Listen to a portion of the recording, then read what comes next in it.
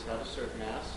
I want to stress a few points with you, just some of the preliminaries, a few things so that you know how to do everything correctly. Okay, but before we begin with that, I just want to point out to you that it's a privilege to serve Mass, and it's an honor to serve Mass. Okay, see, to begin with, none of us is worthy to serve Mass, okay? Because we know that the Mass is the holy sacrifice, okay, of our Lord Jesus Christ, okay? And none of us is worthy to serve our Lord.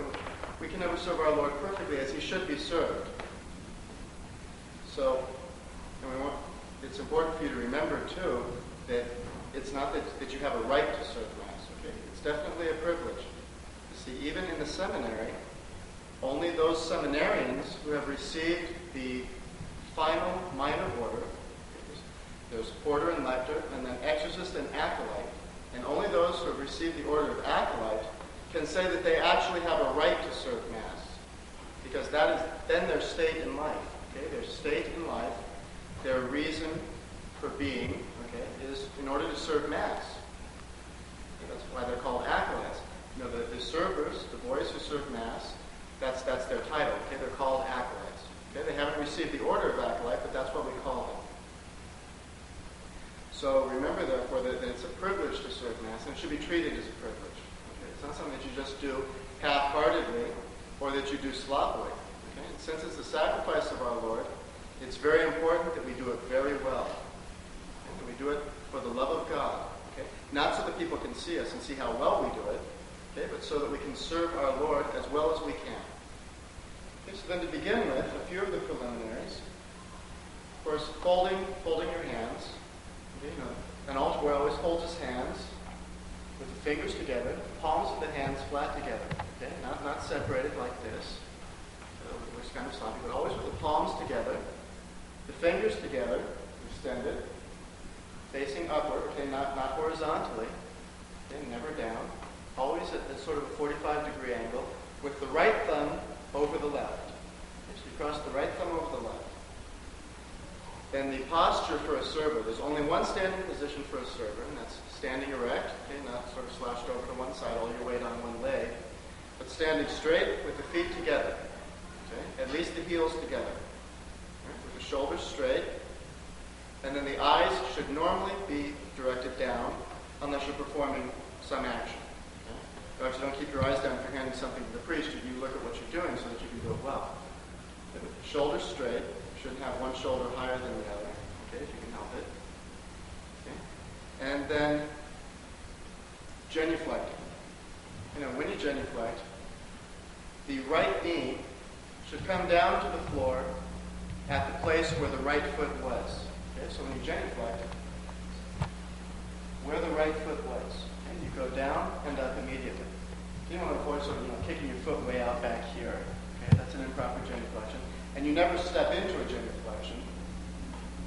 Okay, you always stand with both feet together, and then the right knee goes down where the right foot was, and then you come back up. Try to avoid tilting to one side or the other. And you don't put your hands on your leg. Okay, when you genuflect, so you keep your hands folded in front of you when you're genuflecting in the ceremony. With regard to sitting posture, come over here to this pillow.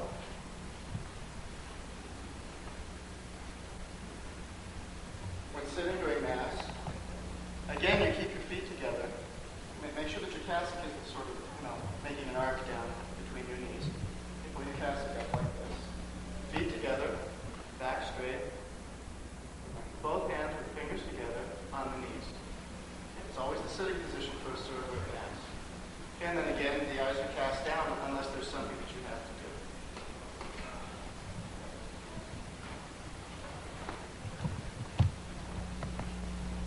And then the grooming for an altar boy. Remember that you're serving the Mass, okay? You're not out on the playground. Okay? You're not just at some informal gathering. So you always have the hair combed neatly, fingernails clean. Your hands should be clean especially. It's a good idea to wash your hands before serving Mass because you're going to be handling the cruets especially, which will become, the contents of the cruets will become the precious blood of our Lord. Okay? So, you wouldn't just hand something to God with dirty hands, right? If you were giving something to some important person, you'd make sure that your hands were clean and that you were properly groomed. Okay, well, you're not just giving something to an important person. You're handing something which is going to become God himself. Okay, the water and wine at Mass. Then with regard to the vesting of the server, let's have one of the servers come out here.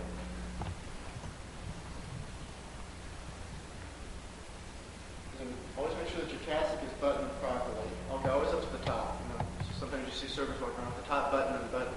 Okay, it might be a little more comfortable, but it certainly isn't fitting in the sanctuary.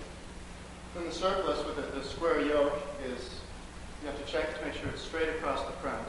But then you also have to check it from a side view to make sure that the distance from the top of the shoulder down to each side of the surplice is even, so that it hangs evenly down around the waist. Okay, because if you have it too far forward, then it'll sort of slope down in front. So now we'll just go through a few rubrics for the Mass. We'll explain how the Mass is served and give you some instructions in that regard.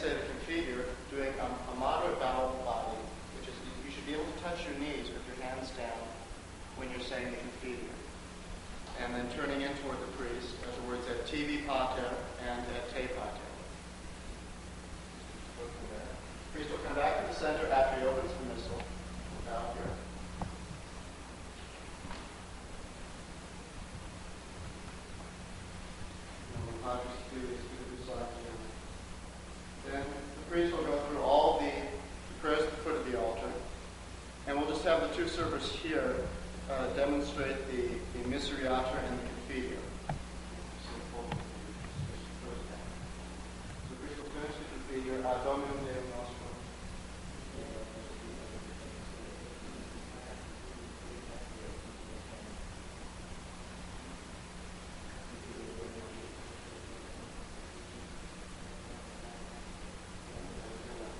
And then the response when you come to an TV project or the day project, the server should turn in like that.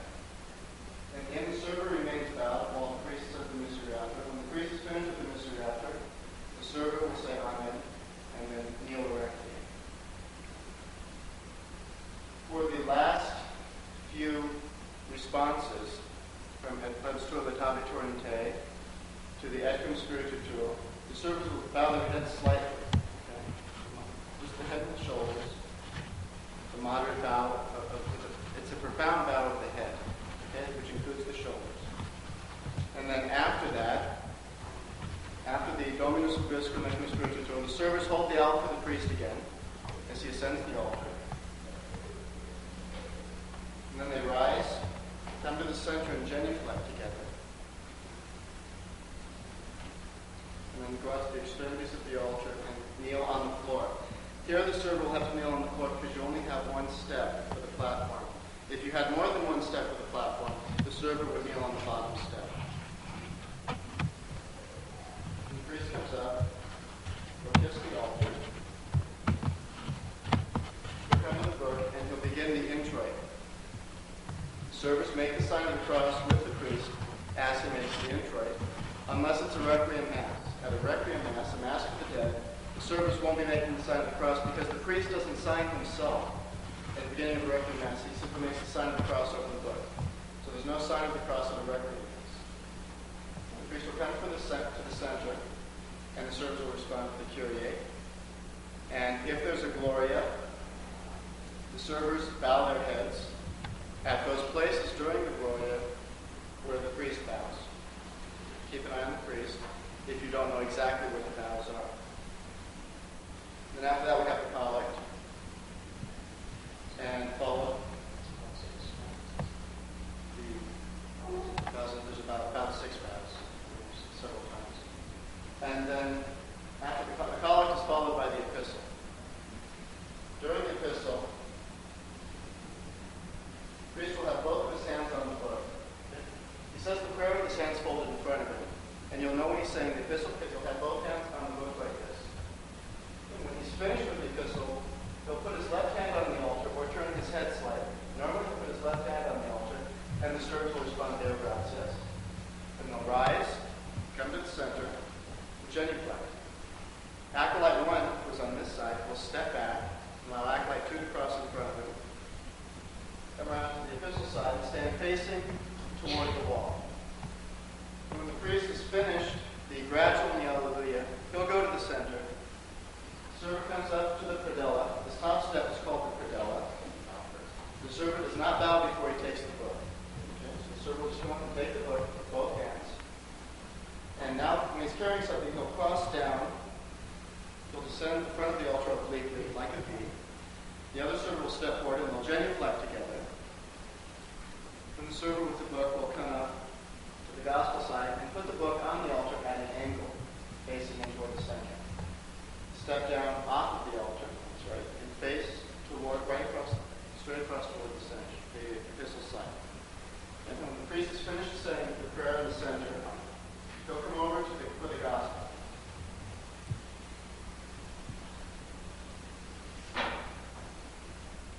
Priest will begin Dominus Vobiscum, Sequentia Sancti Evangelii, Secundum Matei. Now the server at this point will make the triple sign of the cross, okay, the small sign of the cross with the thumb, with the right hand, the fingers pointing toward the left. Okay?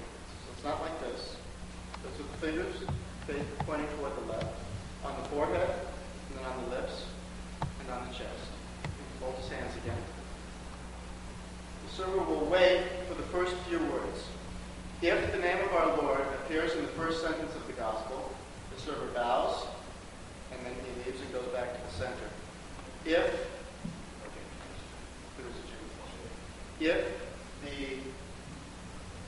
the name of our Lord does not appear in the first sentence of the gospel, the server does not bow his head, but he simply leaves. So while this server is putting the book on the altar, the other server should stay in the middle. Okay? And he'll just wait here in the middle until the acolyte 2 comes back to the center. And then the two of them genuflect. And then go out to their places at the extremities of the altar once again. Acolyte 1 stands facing at an angle toward the priest. Acolyte 2 faces straight. At the end of the gospel, the priest will pick the book up and kiss it. Okay? And at that point, the servers respond for the end of the gospel. Laustes Deus, and then they kneel immediately. Okay? Even if there's a credo, the servers kneel immediately.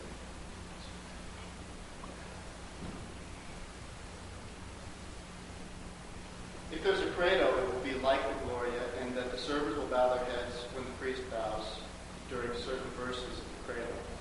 And then when the priest genuflects, the words that Homo Factor says, then the servers do a bow of the head and shoulders while the priest is genuflecting.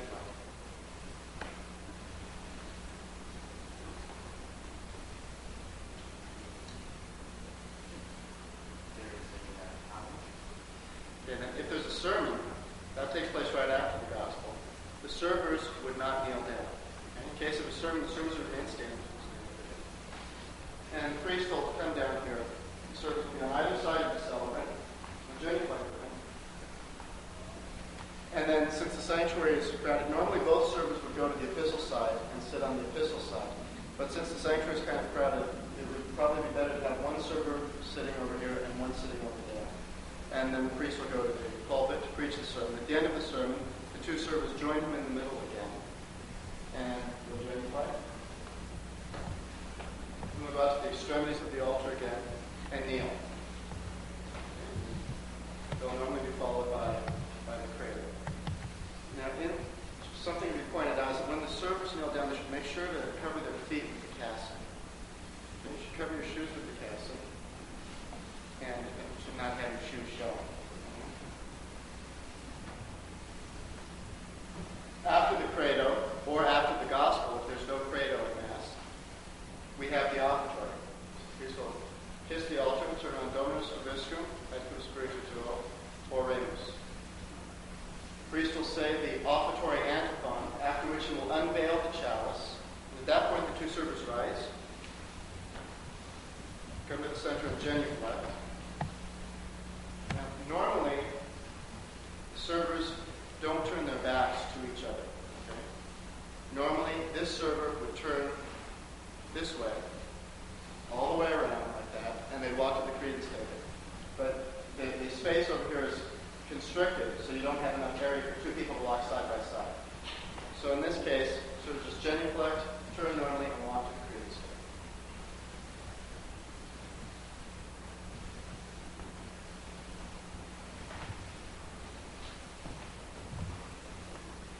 Acolyte 1 is the server on this side of the altar. We'll take the wine cruet. Acolyte 2 will take the water cruet. Take the caps off of the cruets, and then come over here and stand at the side of the altar. The server brings the cruet. He should have the handle facing away from him and slightly curved like this, facing out this way, so that the priest can easily grab it when he's going to take the cruet from the server. When the celebrant approaches from the center of the altar, the servers kiss the cruet, but don't kiss the cruet on the spout. The priest is going to be pouring it into the chalice. Don't kiss the cruet on the handle, because the priest is going to be grabbing it. Just kiss the cruet on the side. And when when the server kisses something during Mass, he doesn't make a loud smacking noise with his lips. Okay? You just press your lips to it. Okay? Just like that. Don't make a big noise. All right? So the priest will come over and they'll kiss the cruet. They'll take the wine first, pour that into the chalice, give that back to the server. He'll bless the water, pour that into the chalice. When the servers have the cruets again, go back to the credence table, put the cap back on the wine. Acolyte 1 is the server on the epistle side once again. Take the finger towel, holding it by two corners, opened. Acolyte 2 will take the lavabo dish. So he'll hold the cruet in his right hand, the lavabo dish in his left hand. Now, what is the correct way for holding that cruet? I'm holding like this. No way to hold the cruet. You hold the cruet in the right hand with the left hand flat on your chest, fingers together. That's always the way that whenever you're holding something and you have a free hand, the other hand always goes flat on the chest. And whenever you're holding something and you have an empty hand, you're holding it in the right hand. Okay? You never hold something in the left hand and have nothing in the right hand. Okay? Always hold it in the right hand, the other hand flat on the chest.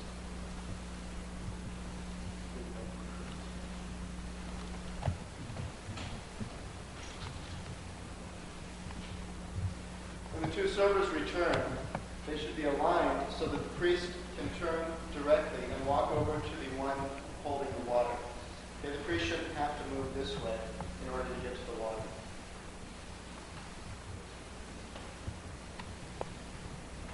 This thing should be a little this way. So when the father's at the center of the altar, he can turn and walk over to it. He's going to turn in toward each other like this. Pour the water over the priest's fingers. Now, when you're pouring the water over the priest's fingers, you should never touch the priest's fingers with the cruets. But you shouldn't have the cruet up here so that you make sort of a waterfall and it splashes everywhere. Okay?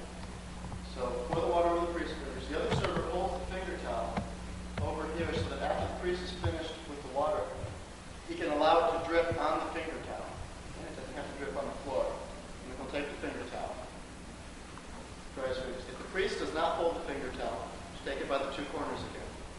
If he folds the finger towel, the server will carry it over his hands like this. Okay, holding it under his thumbs, draped over his hands. Go back to the credence table. Recap the water, put everything on the credence table. Then again, walk out to the center, genuflect, and back out to the extremities of the altars where they kneel down. Acolyte 1 will bring the bell with him when he comes.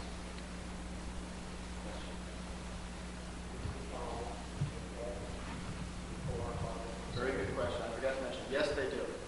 When Father comes over to the side, the servers should bow their head to him both times for the cruets and for the lavabo. Now, the question, before and after.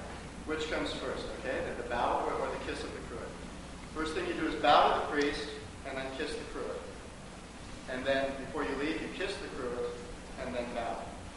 And for the lavabo, it's simple. It's just a bow before and after.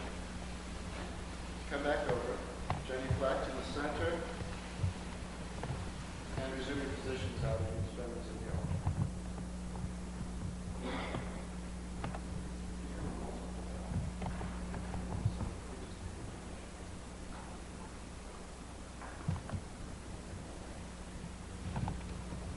Concerned with is the response for the orate fratres, which is the sushipia.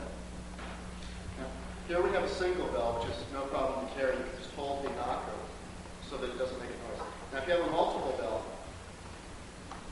if you balance the bell in the center of the handle like this, it usually won't ring.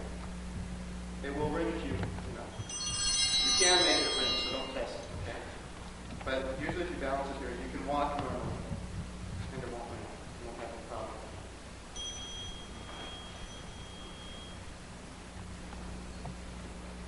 For the response,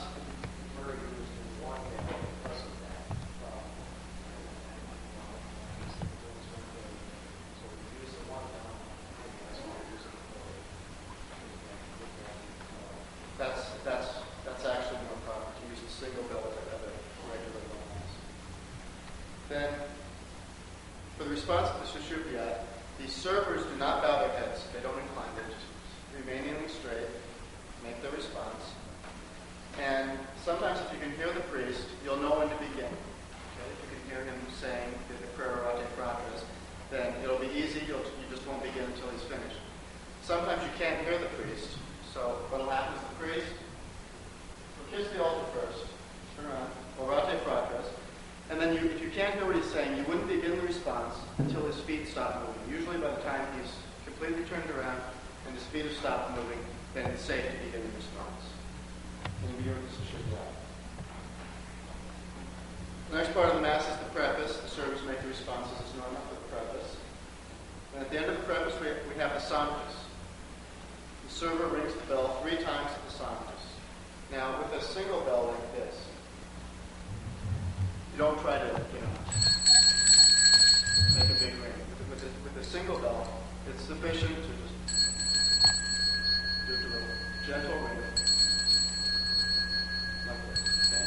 Because if you ring it too hard, then the knocker can start sliding around inside the bell, and it doesn't make a ring. It just makes a noise.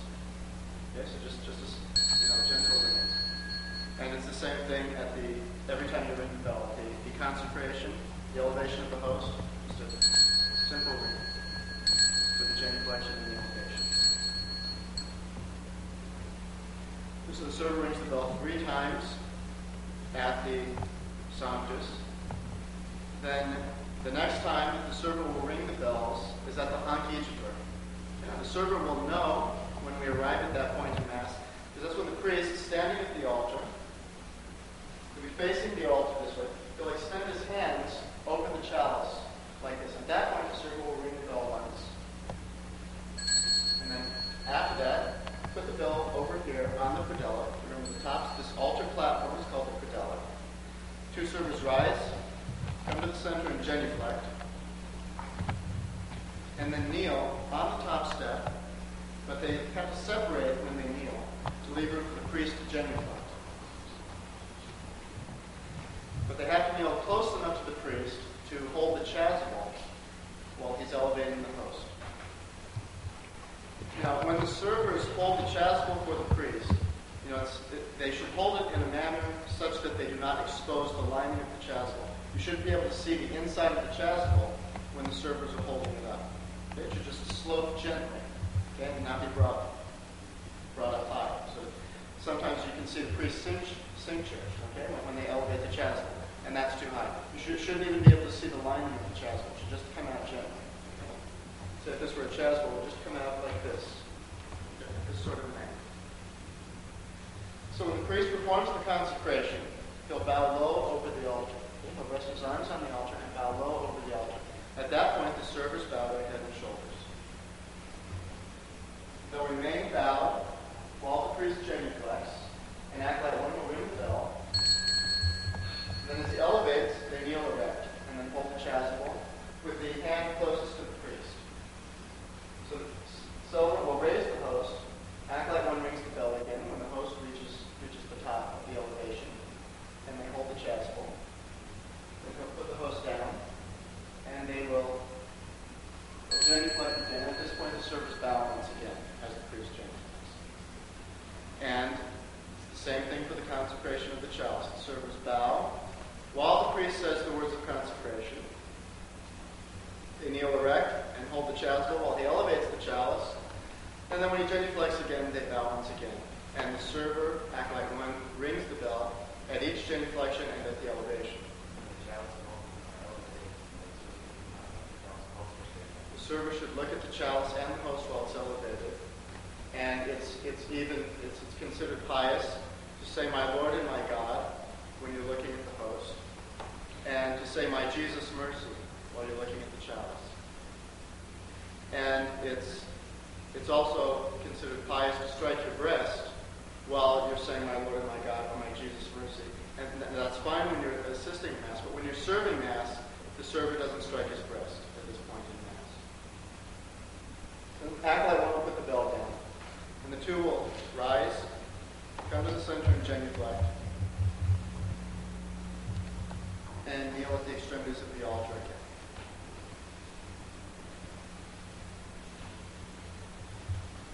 And the next thing that the servers have will be at the Pater Noster. The priest prays the Our Father, and they simply make a response at the Pater Noster.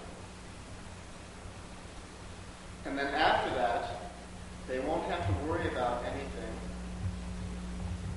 until it comes time to put out the communion cloth. Okay? Have the Domine non Sindenius of the priest, and at this point, act like one will ring the bell each time.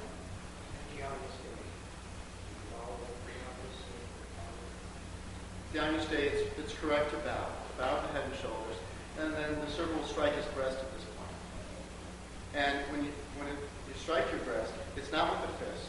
It's not with the closed fist, but with the hands open, the right fingers open, with the right hand. Okay? Fingers open and together. Okay? And the point at which to strike your breast is Agnus Dei, Totus Peccata Mundi, Miserere Nobis. Okay? The word nobis, because you're saying, "Have mercy on us." Okay? This is the striking of the breast is a sign of penitence. This is where you say, "Have mercy on us." And when you're assisting at Mass, when you elevate the child, you say, "My Jesus, mercy." You have mercy on us. Then at the Domine non Sindenius, the bell is rung 3 times. Okay, you should wait till the priest says Domine non Sindenius and then ring the bell. Domine non Sindenius and then ring the bell again. Domine non Sindenius and then ring the bell a final time. After that, the servers rise, come to the center and genuflect. Then go down, just simply turn around, walk down to the communion rail, and at this point, can you just both servers should put up the communion veil on each side. Okay, so at this point, act like one will just turn and walk straight down to the end of the communion rail. Act like two will take this end of it. Act like one will take that end of the communion cloth, fold it over the communion rail. Then act like one will return to the center. Act like two faces toward the altar. They genuflect in the center, and act like two goes down to the end of the communion cloth on this side. And then act like two will grab that side, act like one this side, and maybe put the communion cloth over again. Could be a time restraint here, so we're going to have to step up the pace. Right. Don't be too slow, because you'll have to be back in time to say the Confiteor. Okay, and the two servers come up to the center. Genuflect. Now, normally, for communion, both servers kneel on the epistle side to say the Confiteor and to receive communion. However, once again, because the sanctuary is so small, it would be a better idea to have, after they genuflect, acolyte 2 come to this side of the altar, and acolyte 1 go over to the credence table to take the paten, and then kneel on the epistle side.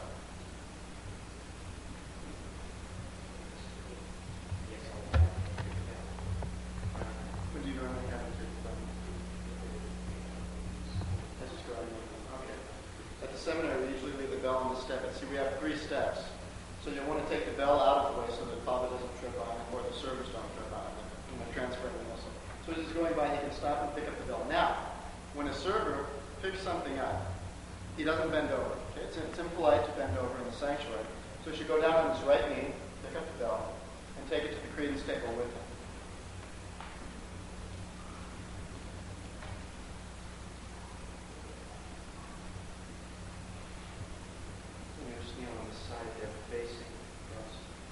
What is the correct way of carrying it? Now, for the paten, you'll have the paten in your right hand, hold it flat against your chest. The left hand just on your stomach, okay? Just like that. Okay, then you'll stand at the side, facing each other here. And then when both servers are in place, they'll kneel down at the same time. Question: after Father has, after the server number 1 has gotten out of the communion rail, is that after The paten is not carried like this after someone receives communion. This first of all, let me just take the paten. When the servers are holding the paten for themselves, when they're receiving communion, it's held with both hands and under your chin.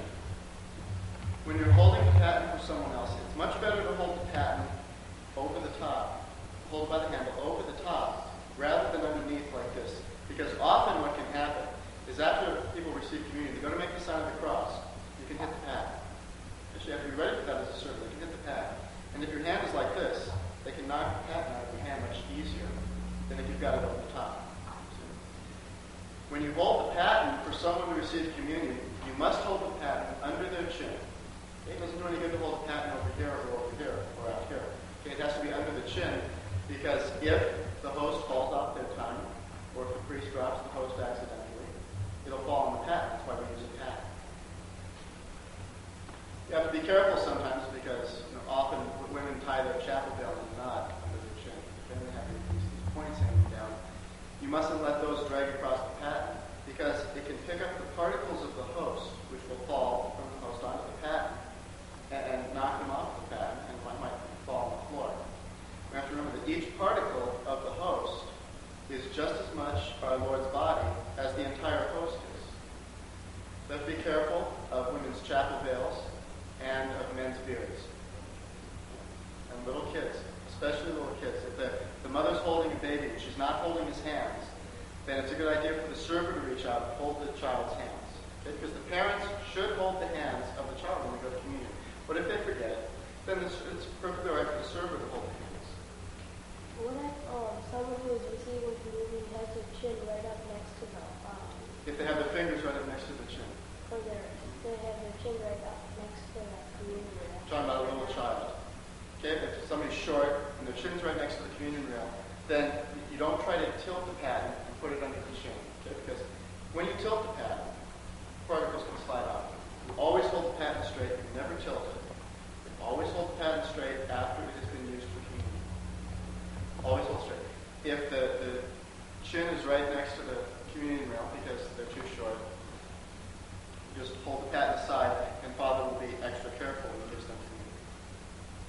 And then you have people come to communion with their hands folded. They have their hands folded like this, and they're right up under their chin.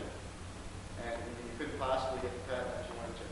Okay, you can try resting the paten on their fingers and pushing down. And if that doesn't work, you can just grab their hands. Don't give them a bad face or anything. Just hold their hands down a little bit and put the paten under. And they'll understand because you try to put the paten under the chin. Okay, so that before anybody receives communion, the server holds the right hand against the chest, the left hand on the stomach. When Father consumes the host, the servers bow. It's ideal if they're back here and kneeling in time for Father to consume the host. Sometimes if the priest is a little faster, then they might be still putting out the communion block while Father's consuming the host. But if you're here while Father consumes the host, servers is bow the head and the shoulders. And then when he's finished, you kneel erect again. Then, when Father consumes the precious blood, the servers again bow the head and the shoulders. Then when he places the chalice back down on the altar, that is the signal for the servers to begin the Confiteor. Now, the servers say the Confiteor if people are going to be receiving communion at Mass. If nobody's going to be receiving communion, the servers wouldn't say the Confiteor. Yeah, Father consumes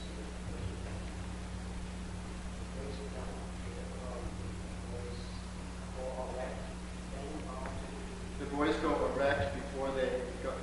Excuse me, no, I'm sorry. The boys can just go into a profound bow for the Confiteor. There's no need to go erect in that time. Okay? After Father puts the chalice down, then they simply bow in a profound bow, which is when you're kneeling, a moderate bow becomes a profound bow. Okay? So you don't have your nose on the carpet, but you just bow low enough to be able to touch your knees. Okay? When you're bowed for the Confiteor. So after Father puts the chalice on the altar, servers bow and say the Confiteor. This time when they say et tibi pater and et te pater, they don't turn in toward the priest. They're kneeling on the side. After they're finished with the Confiteor, Father will turn, say the Misereatur and the Indulgentiam. When Father does the blessing for the Indulgentiam, after the Misereatur, the servers kneel erect again. When Father does the blessing for the Misereatur, servers make the sign of the cross with the right hand. So the server holding the paten will simply handle the paten with his left hand and make the sign of the cross. After they make the sign of the cross at the Indulgentiam, the servers rise, come to the center, and genuflect. And then you normally have a kneel on the top step where there's the genuflector and kneel on the top step to receive communion. They can separate a little bit like that so that when Father turns around with the paten, they're not obstructing the view of the priest. During the Sunday Mass, when we line up, should everyone bow except for the torturers? We're going to do that. Well, we'll go through Sunday Mass a little later. We'll go through that after this. So, during the Domine non Sundinus, the priest will say Domine non Sundinus 3 times. Servers strike their breast at each Domine non Sundinus with the right hand. So once again, the server with the paten will simply hold the handle of the paten with the left hand and strike his breast with the right hand. After which, he'll hold the paten under his chin if he's going to receive communion. If he's not going to receive communion, he'll simply pass the paten to the second acolyte. Father will give the server communion here. When you receive communion, you should lean your head back, close your eyes, and open your mouth, stick out your tongue far enough so that Father doesn't have to try to maneuver with the host in your mouth. Okay, after acolyte 1 receives communion, he'll hand the paten without tilting it to acolyte 2, who will hold it for himself while he receives communion. And when the server's holding the paten, he has to be careful not to touch the surface of the paten, because there could be particles of the Blessed Sacrament here. You have to avoid touching particles of the Blessed Sacrament out of respect for the body of our Lord. After acolyte 2 receives communion, then he will accompany Father to the communion rail. Acolyte 1, and where do you normally have acolyte 1? Over on the side. Acolyte 1 will rise, he'll simply walk around to the side and kneel on the floor. And acolyte 2 will go with Father down to the communion rail.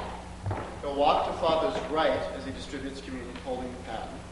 Of course, the server will have to walk backwards at the communion rail. And then, when Father is finished distributing communion, he will normally take the paten from the server. If he doesn't take the paten from the server, when they return to the altar, the server will walk up to the altar and place the paten on the altar toward the epistle side, the right-hand side. But normally Father will take the paten. Okay. After he takes the paten, he'll turn to go back to the altar.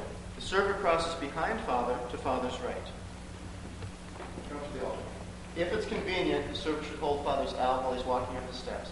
But, sometimes if the priest is going quickly, you wouldn't hold his alb, because if you're reaching in front of him, you might trip him. Okay, so you have to be careful.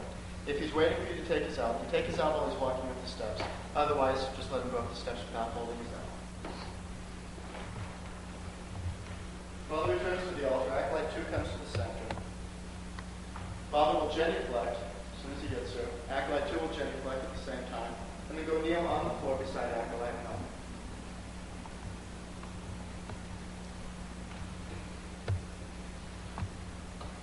Two servants remain kneeling until the tabernacle door closes. When the tabernacle door closes, they rise, go to the credence table. Acolyte 1 takes the wine. Acolyte 2 takes the water. They remove the caps before they take them to the altar. Now this time, the servers are going to pour the cruets themselves, so they hold it by the handle in the right hand. The left hand flat on the chest. Just going to come over to the altar. They have to stand so that Acolyte 1 will be able to come up to give the priest wine. The priest will finish wiping off the paten. He'll take any particles that might be on the paten and wipe them into the chalice. Then he'll leave the paten over to this side of the altar. When he takes his chalice and tilts it, then Acolyte 1 will bow first. Be bowed free. And then approach the priest. We pour the wine into the chalice until Father bows, until he lifts up the chalice. Then he'll bow to Father again. Turn, take the paten as he goes. And step down and place it. And then when you take the paten, you try to take it in the left hand and pull it flat against your chest again. Because now the priest has purified the paten. The Acolyte 1 will step behind the altar. Okay, this part of the altar is called the mensa. The part that looks like a table is called the mensa. Acolyte 1 will step this way. Acolyte 2 will then shift over toward the right. Stand so it's more convenient for Father. Because when Father has consumed the wine that was just poured into the chalice, he'll go over to the epistle side of the altar. Also, maybe remind us it's also the first mass on the side of the priest can say second mass. So if the priest is going to say a second mass in less than 3 hours after the first mass, so if you normally have a Sunday mass, the first mass, then there's no wine used. Okay? The priest won't use wine because wine would break the Eucharistic fast. You don't have to fast normally for 3 hours before receiving communion. In that case, Acolyte 2 would bring the water, and Acolyte 2 will approach and pour the water into the chalice. Acolyte 1 will still take the paten if he can reach it. Acolyte 1 will take the paten, but Acolyte 2 will pour the water in as Acolyte 1 poured the wine. So instead of wine, the priest gets water. And then also, when the priest comes to the epistle side, since there won't be any wine poured, it'll just be water that the server pours out the priest's fingers. But here, the priest will normally set the chalice on the altar. If the servers are short, they'll hold the chalice down here where you can reach it, so you don't have to worry about that. But the Acolyte 1 will pour wine over the priest's fingers. Once again, it's very important that the servers do not touch the priest's fingers with the cruet. You know, the Father holds his fingers like this after the consecration, because it is possible that there might be a particle on his fingers of the host. You have to be careful not to touch the priest's fingers, especially at this part of the Mass, which is called the ablutions. When the servers give the water and wine to the priest after communion, we call that the ablutions. So the server will first pour wine over the priest's fingers. But before they do that, when the priest is walking over to the side of the altar, both servers bow. Pour the wine over his fingers, and then the other server pours the water over the priest's fingers. And you pour until he either bows to you or raises his fingers a little bit. When the servers have finished pouring the wine and the water, they bow to the priest, go back to the credence table, put down the cruets, put the covers on them, put down the paten. Then the two of them come to the front, genuflect at the center. And now, Acolyte 2 is going to transfer the missal to the epistle side of the altar. Acolyte 1 is going to transfer the chalice veil. We have this veil on the missal stand here, which we use to demonstrate this. Normally, when Father unveils the chalice, he'll leave it folded on this side of the altar. When the server is carrying the chalice veil, he carries it by the two top corners, the cross in front, and the cross toward the bottom, if there's a cross in the chalice veil. If there's not a cross, you don't have to worry. Okay, so the server will carry by the two top corners like this.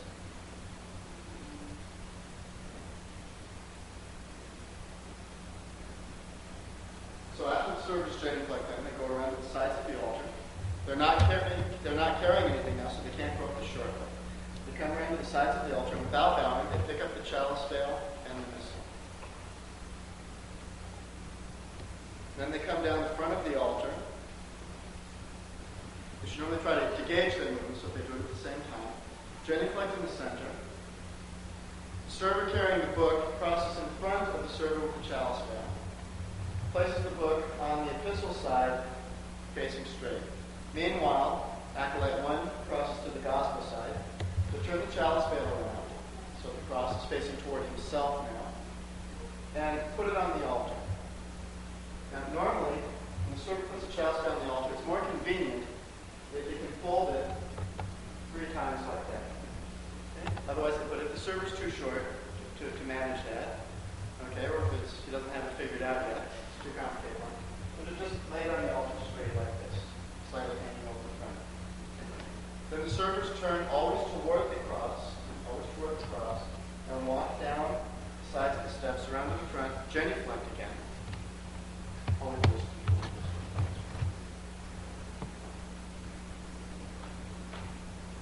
Genuflect here first, okay? When they come to the center, they meet like this. They genuflect here like this. Acolyte 2 on this side. Now, acolyte 2 will step back. Now, acolyte 1 to cross in front of him, and he goes to his side. So normally what it is for acolyte 2, it's just step back and then turn and go. Okay, you don't have to step back and watch. Then after the genuflect, you step back, you cross over. Aren't they supposed to do What are you doing? Oh, that's right at this point. Okay, see, we don't have a communion now. So. Okay, so after they transfer, let's have you guys switch sides. So they're going to stay in the same position as they came down. Right, in the same position. Genuflect here.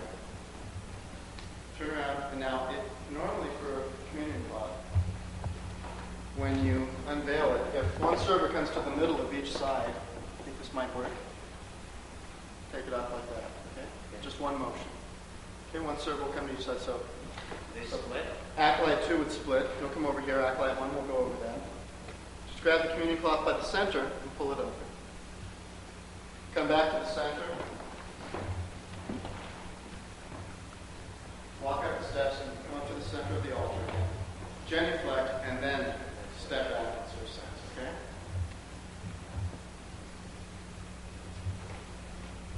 And then they're going to kneel on the floor. We'll be kneeling on the floor, making responses as usual.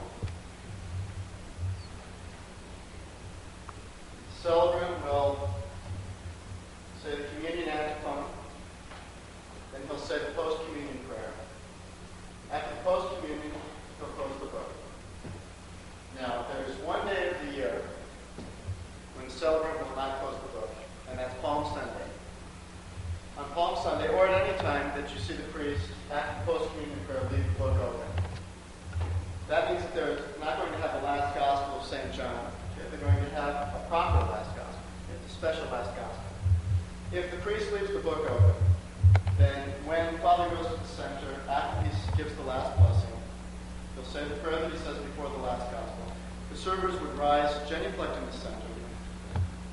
The genuflect in the center. Acolyte 2 simply cross up at an angle. This is the one time when the server can come up at an angle when he's not carrying something. Okay? Because Father's going to be giving the blessing very soon, so in order not to delay, the server will come, he'll take the book, come down. Both servers will go down on the right knee while Father gives the blessing. Acolyte 2 will bring the missal up to the altar and place it at an angle as he did the first time he transferred the book. And then he'll stand over at the side just as he did for the first gospel. Okay? Everything would be exactly the same as at the first gospel of the Mass. But normally, the priest will be saying the last gospel of St. John. So he'll close the book, come to the center, he'll give the last blessing. Servers make the sign of the cross at the last blessing, and then stand up right away. Acolyte 1 will once again turn and face at an angle toward the gospel side of the altar. Once again, the servers make the triple sign of the cross with the right thumb, as the priest does. responses for the gospel as usual. At the end of the last gospel, the servers do not respond Laus tibi Christe as at the first gospel. They respond Deo gratias. After the Deo gratias, now I believe you'll obviously have to bring the card for those who don't normally have them do that.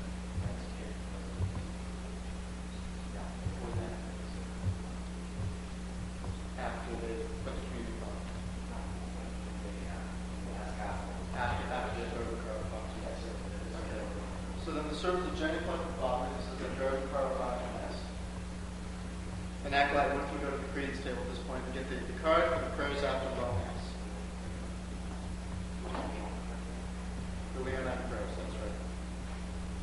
And then after the last gospel, two servers will come in toward the center, leave a room for the priest in the middle. Now, Father will come down and lead the prayers after low Mass.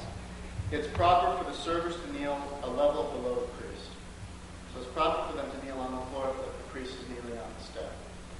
So then, three of them will kneel down.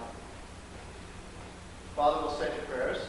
The server will hand Father the card when he's ready for it. Father will just indicate that if he wants the card. Some priests don't even use the card. Okay. After they're finished, servers will rise. Servers remain kneeling, first of all. So remain kneeling as Father rises, hold his owl while he goes up to get the chalice. Then the servers can rise. Can you normally leave the card here? So just leave the card on the step. Father will come up, he'll take the chalice, come down to the floor. All three of them will genuflect.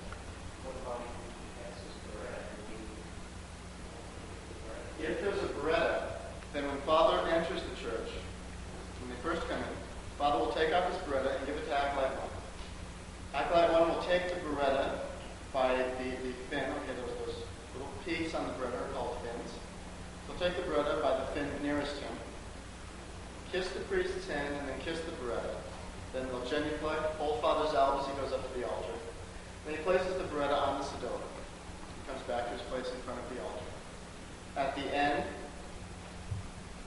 if the priest is using a beretta, then after the Leonine prayers, when Father goes up to get the chalice, Acolyte 1 will take the beretta.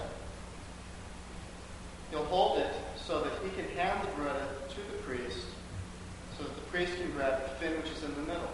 You know, beretta has 3 fins on it. And the priest holds it by the one in the middle. So that means that the server has to hold it in front of him by the first fin, with the other fin pointing towards the left, so that he can give it to Father. When he gives the beretta back to Father, he kisses the beretta first and then Father's hand. This is always the rule when you're taking something from a priest or when you're giving it back to him. You kiss first of all, when you're taking it from the priest, you kiss first his hand and then the thing. And then when you're giving it back to the priest, you kiss the thing and then the hand. Okay, so it's hand, thing, and thing, hand. Okay, unless the object is blessed. For example, on Candle Mass on February 2nd, the priest blesses the candles and he gives the candles to the faithful. Then they kiss first the candle and then the hand. Okay? If the object has been blessed and they're distributing blessed objects. But at any rate, when Father comes down, servers will genuflect. Acolyte 2 will lead into the sacristy. Acolyte 1 will cross behind Father and follow Acolyte 2. Okay? Acolyte 1 will follow Acolyte 2. And then Father will follow both acolytes.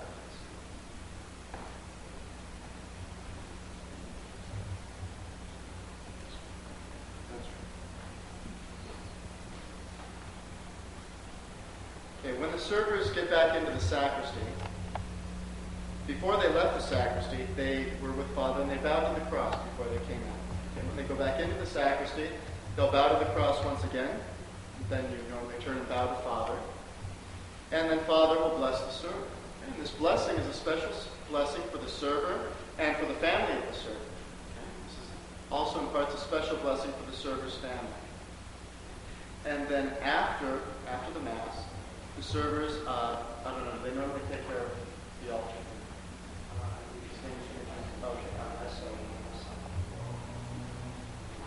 So then there's just a couple of things we can mention about the altar. And the server can look at the altar. Okay, normally everything will be in the right place.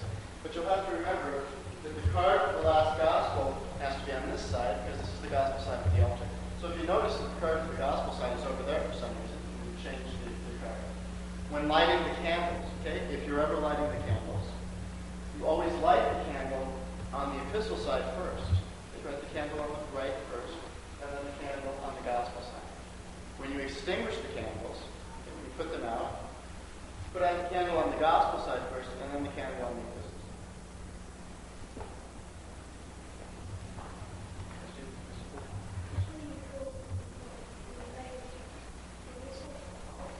side. At a high mass, always light the candles on the right. If you're lighting there's more than one candle,